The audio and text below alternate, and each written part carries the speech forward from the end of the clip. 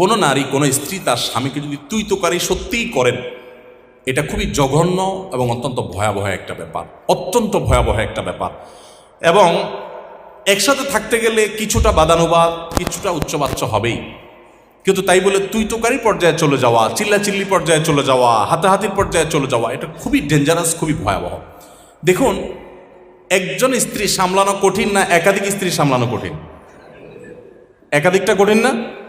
প্রিয় নবী সাল্লাল্লাহু আলাইহি সাল্লামের স্ত্রী কতজন ছিলেন?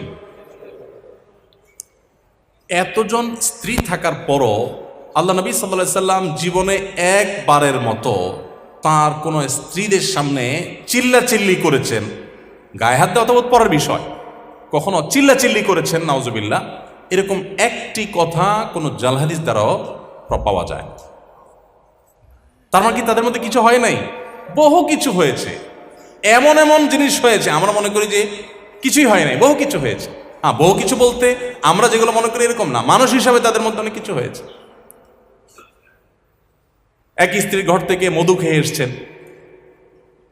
হাফসা রাদিয়াল্লাহু তাআলা আনহা, আয়েশা রাদিয়াল্লাহু তাআলা আনহা দুজন সলা পরামর্শ করলেন যে ওনার বাসায় যায় মধু খাইলো, সতীন হিসাবে একটা ঈর্ষা থাকে, তো আমরা ওনাকে আসলেই বলবো যে আপনার মুখ থেকে মাগাফিরের ফলের গন্ধ আসতেছে। ঠিক ওই প্ল্যান অনুযায়ী রাসূল আকরাম সাল্লাল্লাহু আলাইহি ওয়াসাল্লাম আসার পর বলতেছে, আপনি কি মাগাফির খাইছেন?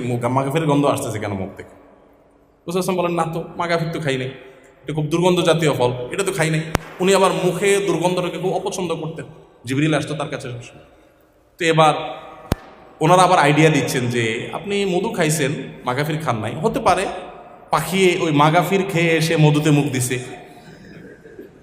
দেখেন কত সুন্দর পরিকল্পনা। তো নবী সাল্লাল্লাহু আলাইহি সাল্লাম দেখলেন যে স্ত্রীরা নাখোশ হয়ে গেছে, বলেন যে ঠিক আছে, তাহলে আজ থেকে আমি আর মধু কোনোদিনই খাবো না। আল্লাহ তাআলা অবশ্য পরে আয়াত নাজিল করে সব ফাঁস করে দিয়েছেন। এগুলো আমরা জানলাম কিভাবে?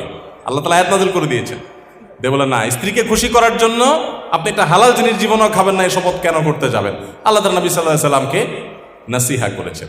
তাহলে দাম্পত্য জীবন নবী সাল্লাল্লাহু আলাইহি সাল্লামের স্ত্রীদের এরকম বিষয় আসলে ছিল, কিন্তু নবী সাল্লাল্লাহু আলাইহি সাল্লাম কখনো রাগ করেননি। তো একইভাবে আমাদের স্বামীদেরও উচিত স্ত্রীদের সাথে সুন্দর আচরণ করা, স্ত্রীদের উচিত স্বামীদের সাথে সুন্দর আচরণ করা। ভালো করে শুনে রাখেন।